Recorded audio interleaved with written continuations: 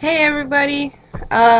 So I'm kind of new to the whole YouTube thing, so please don't question, oh, who's this crazy girl that's on my screen? I thought I'd go ahead and start off this by introducing myself and kind of giving a little bit of a background. If, I start getting a lot of viewers or anything, I might start doing this more frequently, but this is just a trial run. My name is Pikachu, but my real name is Elizabeth. I'm 19 years old and I live in Colorado. The reason I'm making this video is I'm kind of hoping to get the word out about just everything in general, I have seen so many girls, so many boys, so many billions of people on Facebook that say that they just don't want to live anymore. They have all these problems. Their life feels like it's ending. And I wanted to be solid proof that your life is not going to end because of you being who you are. Um, so, like I said, I'm 19 years old and I am currently engaged to the love of my life, as I call him. He's kind of a pain in the butt, but we get over that. I'm a really big jokester. I love to make people laugh and smile. I love to just, go crazy and have an awesome time. I am really shy and I do have a lot of social anxiety, so I do tend to, fidget and play with my hair and kind of, just go like this a lot. And so if you see that in any of this, please just completely overlook it. It's not important. But I wanted to kind of talk about some of the things I've went through in my life that have made me, I think stronger in some aspects, but also pretty weak in others. I mean, you can probably tell just looking that there is a significant difference between my eyes, and I get it all the time, so I'm ready for the shit talkers, excuse my language, but I'm ready for that. I'm ready for the people to tell me I'm, ugly or that I need to just go put a bag over my head. I've heard it all, so go for it. I really don't care. But I was an unlucky child. I was born March 23rd in 95, which, I mean, you do the math, you can figure that out. I'll be 20 here in a couple months. But when I was born, I had the unfortunate of getting pneumonia and RSV, or upper respiratory virus, all the time. And it made me really sick. And when I was about 15 months old, I had been hanging out with my mom and a friend of hers, and I had swallowed a piece of a tree. It was like a piece of a shrub, and it had got lodged in my right lung, and it had actually caused me to have to go in, get surgery, and they got it out and everything. And then they started to notice at that point that there was a lot of scar tissue around my lung, and they noticed that I was asthmatic. So I got the unfortunate of having asthma problems all through my life. I still get them off and on now. I really hated asthma. Like, I hated everything about it.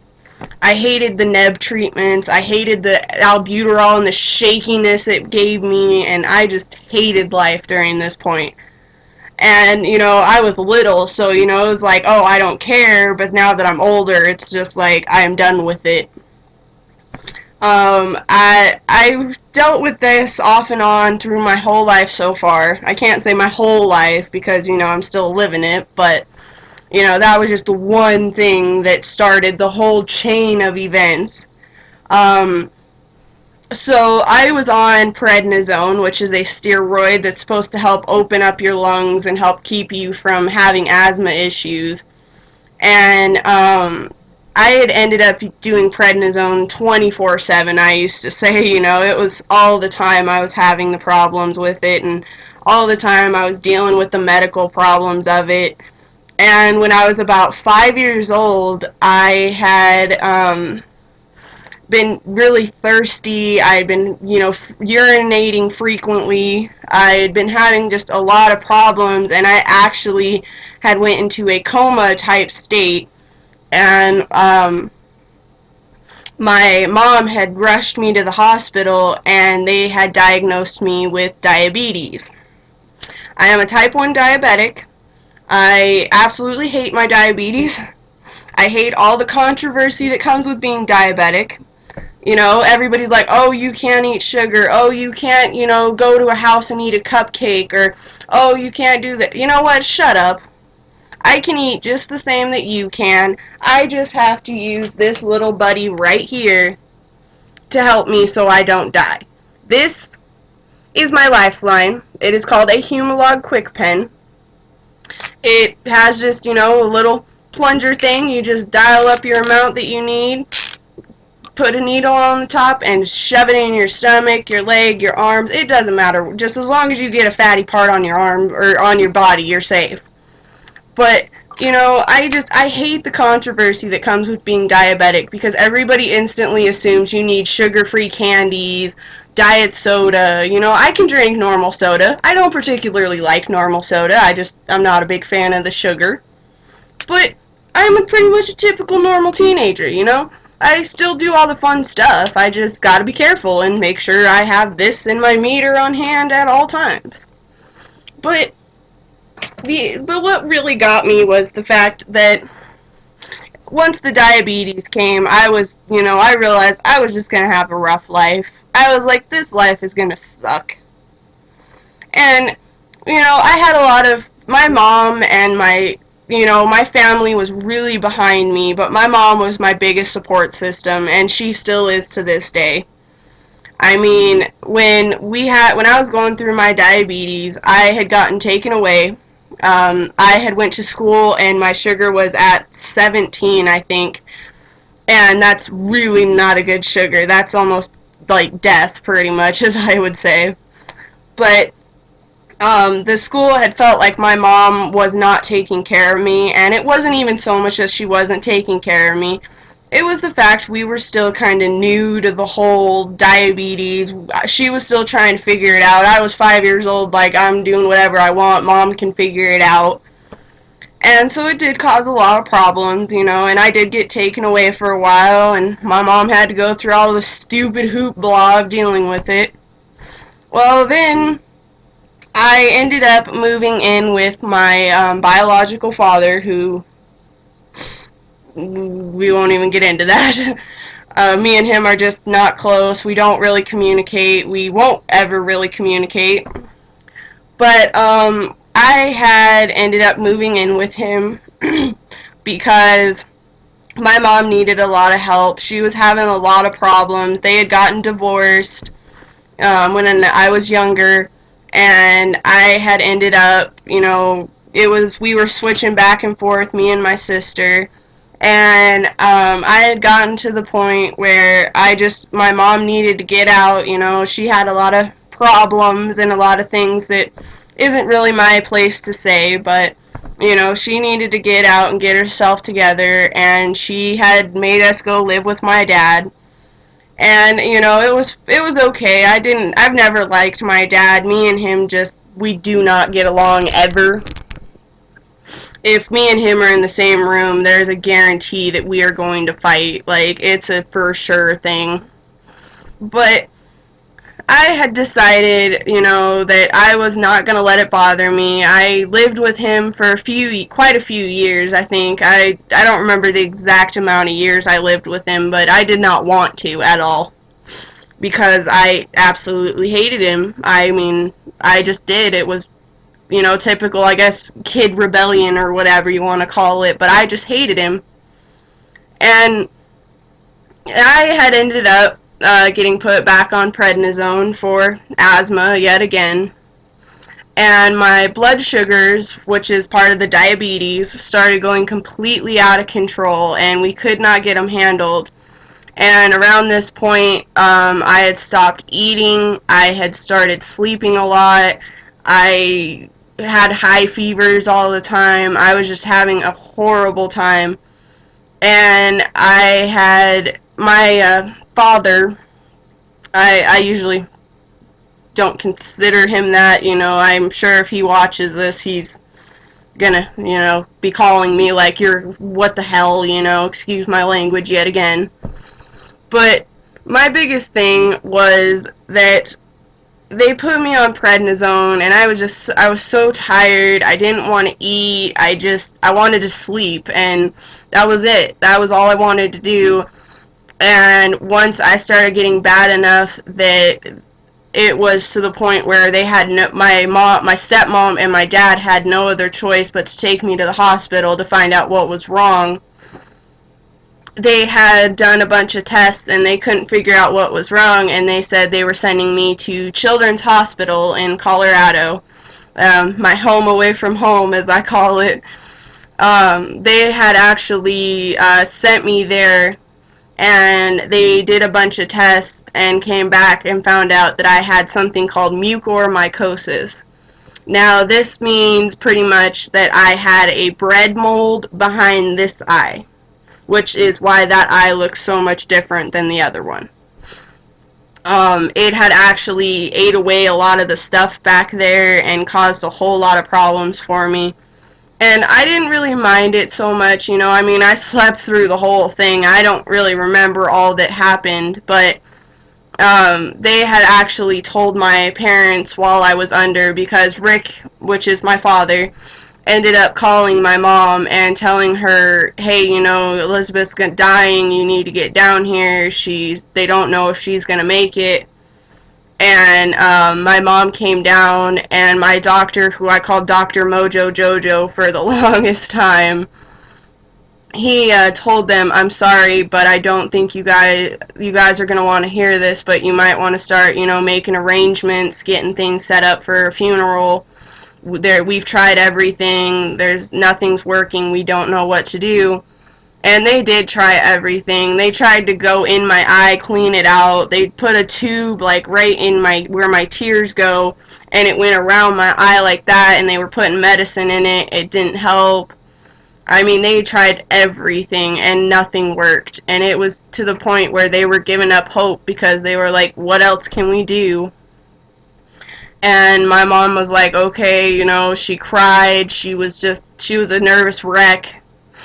And it really hurt me. It did. I didn't want to die, I remember waking up and my mom saying, please don't leave me, please don't leave me. And I'm like, what are you talking about? I'm fine. Like, I knew there was something wrong, but I didn't feel like something was wrong. I just felt really tired, and like my body was just wanting to sleep all the time. And she's like, well, you got a fungal infection, and it's not something they can get rid of. And I was like, so, what do I need to do to get rid of it? And she was like, there's nothing we can do.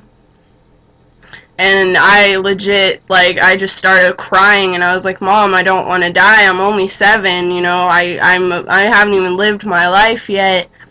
And she was sitting there, and we just sat there and cried together. And then a few weeks later, the doctors had come in and told my mom about a experimental drug that some scientists in New Jersey were testing to try to help offset the fungal. And they wanted me to be their guinea pig, as I always say, and try and see if it would work. And I wasn't really awake for it, this is just what I was told by my parents and stuff when I started coming out of the whole fungal and everything. But they had told my mom that that they were going to try it on me and see if it worked. And so I started taking it. It's called posaconazole. It's a very hard name to say. But we tried it, and they noticed that I started to get better. But the biggest problem with me for the fungal was all of the other stuff it brought with it. I will just give you a list of everything that came after the fungal infection, and I'll try to explain it. Some of it I don't even know the name of, but I do know that, I know what it means. So after the fungal, I had a blood clot on the stem of my brain and in my left jugular, and that was a big scare. I was on heparin and blood thinners for quite a few weeks. Actually, I think it was actually quite a few months. But it was really tough. You know, I hated the heparin. It burned so bad, and it made me angry all the time. And then I also found out that I had a really low immune system.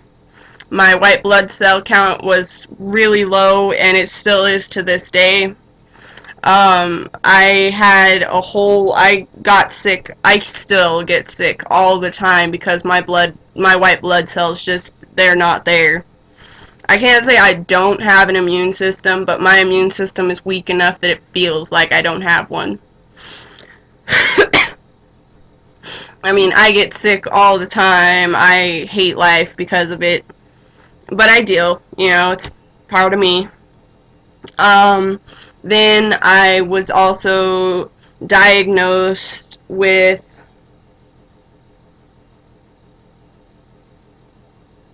Hold on, I gotta remember everything. I have so many medical problems up in my brain. I was also had a ended up having kidney problems during this point, but I wasn't actually diagnosed with anything until I was about 13. I think I was like 7th grade. Um, but luckily right now, I actually lost the blood clot in the stem of my brain, so that's gone now, which is just freaking fabulous to me. Um, my immune system's always going to be crappy. I ended up having the fungal infection go into remission, so I was really excited about that. You know, it's still there, it's just under control, and it doesn't bother me that much anymore. I have no sight in that eye whatsoever. I mean, I can see general shapes and colors of things, but I couldn't look at a word and tell you what it said in a book or something like that. Um, so after all of that happened, I started dealing with it, you know, had to deal with it, hated life. I ended up moving back with my mom October 13th of, I think it was '06 or '07. I don't remember the exact year. But my father had gotten into a disagreement with his wife, or his fiance, and went to jail. And my mom came and picked me up from school and took me back to where she was living. And I ended up, you know, just dealing with illness every day and not really caring about it, you know, just like whatever, it's what I got to deal with.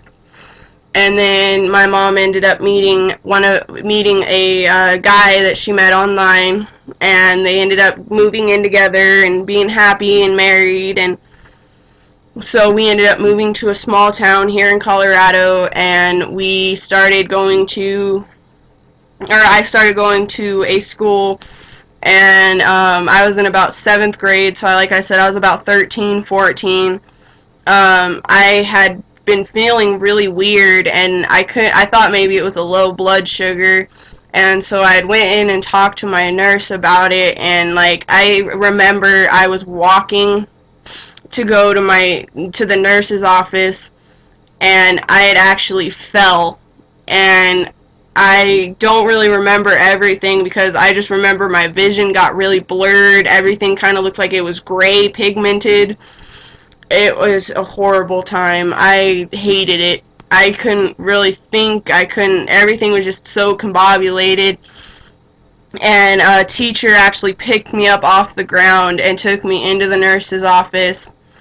And they checked my blood sugar, and it was fine. And then they checked my blood pressure, and it was 184 over like 117 or something like that. It was really high, like it was unrealistically high.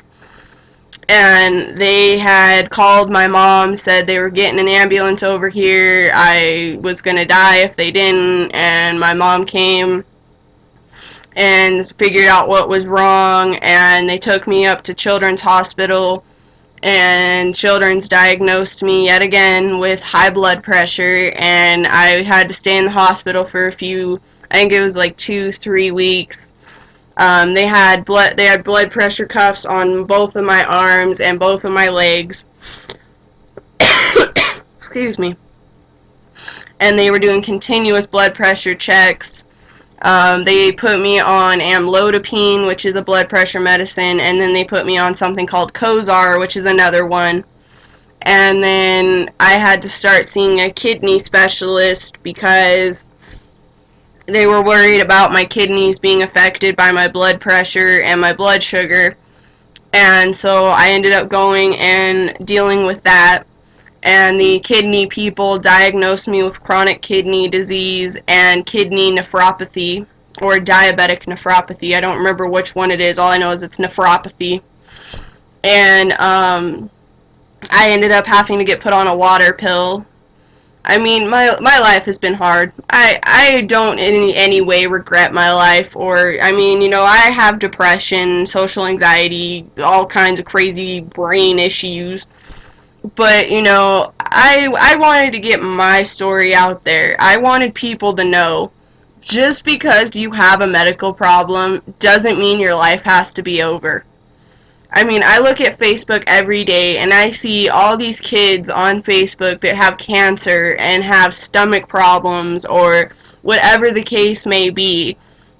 And they're just living life. They don't care. They're like, so what? I have something wrong with me. I'm either gonna die or I'm gonna live. If God wants to take you, He's gonna take you. You could be as healthy as, Joe Blow down the block, and you still could end up dying. I am not healthy at all, and I've managed to make it 19 years with everything that has happened to me. I'm going on 20 here soon. I mean, I am excited to be 20. It's a great thing for me because I should have died 13 years ago. I should have died, 19 and a half years ago. But I think it's my mom and my family that helped get me through it. Because if it wouldn't have been for my mom, I would have been a totally different person. I had went through depression and I had started being stupid and cutting myself because I wanted to know, I wanted to end. I wanted the pain to stop. I wanted the anger to stop. I just wanted everything to stop. And so I did. I didn't care anymore. I've got, millions of scars all over this arm. I mean, luckily you can't really see them. Like, you can see this one right here, kind of. But, I mean, I started cutting myself, and, people were saying, oh, it's for attention. And, some of them may have been, some of them may have been for attention. But a lot of them was I wanted to focus on another kind of pain. I didn't want to focus on what was going on in me. I would rather, be like, oh, my arm hurts really bad, it really burns, I just sliced it open intentionally, than sit there and think about the consequences of what I was doing to myself.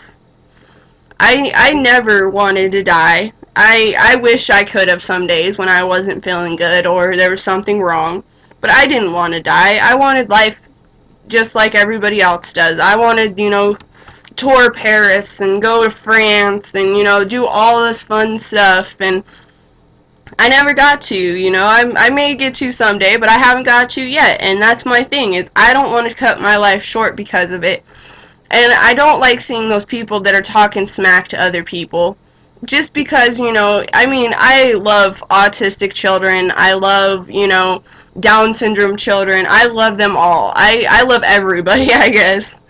I love the people for who they are, not what's wrong with them.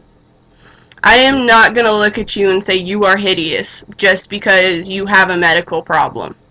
Because I can't. I have medical problems.